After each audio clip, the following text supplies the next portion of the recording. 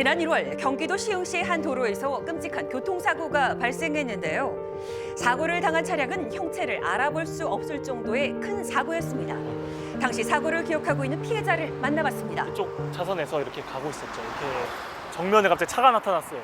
그래서 둘이서 뭐야 하는데 그 순간 그냥 쾅 하고 와서 들이받아버린 거예요. 갑작스레 일어난 교통사고의 원인은 무엇이었을까요?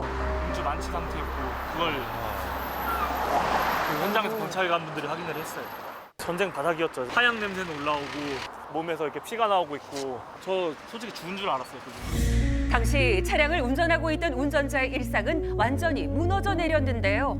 총 48주 진단을 받았어요. 48주? 네, 갈비뼈 12대가 모두 부러지고 장기를 적출하는 등 몸에는 아직도 그날의 상처가 남아 있었습니다. 마약성 진통 패치예요. 이게 없으면 이 환자복 바깥을 손으로 이렇게 쓸기만 해도 피부를 그냥 유리 조각으로 긁는 것처럼 통증이 너무 심해서 살려달라고 사정해서 겨우 이제 질 정도로 지금 통증이 심해요.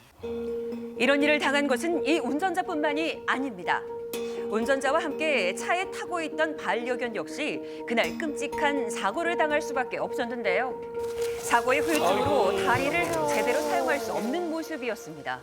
강아지도 하필이면 제 뒷자리에 이제 타고 있었어요.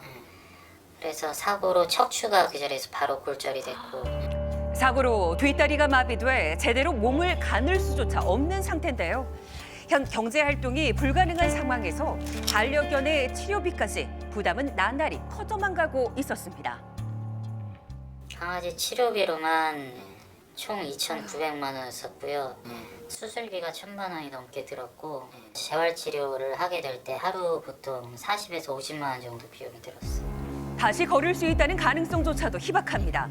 평생을 이렇게 살아가야 할 수도 있는 상황. 하지만 가해자 측으로부터 들려온 소식은 충격적이었다는데요. 가해자는 일단 처음엔 죄송하다고 하더라고요. 네가 할 수 있는 걸 다 하겠다. 그렇게 얘기를 해놓고 지금 2달이 지난 현재에 와서는 이제 소송을 하자고 한 거죠. 짤미에 관해서는 못 해주겠으니. 한번 걸어봐. 할 수 있어. 내리더. 가족과도 마찬가지인 반려견을 포기할 수는 없었다고 하는데요.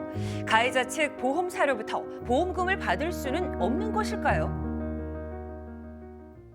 분양가가 확인이 되면 분양가 기준으로 이제 보상할 수밖에 없는 입장이다라고 저희가 설명을 드렸다고 하고요. 지금 너무나 많은 치료비가 나왔기 때문에 사실 피해자분이 구제를 받기 위해서는 또 법적인 도움을 받을 수밖에 없죠. 수천만 원에 달하는 치료비를 보상받을 길은 없다는 건데요. 도대체 그 이유는 무엇일까요? 반려동물은 물건으로 취급하기 때문에 대물배상 지급 기준에 따라서 보상이 이루어집니다. 피해물의 사고 직전 가액, 그러니까 분양가액의 120% 한대로만 지급하고 있습니다. 보험사 약관하고 법원 판결 기준에서 괴리를 보고 있는데 결국 피해자가 피해 회복받으려면 무조건 소송해야 된다. 이건 문제거든요.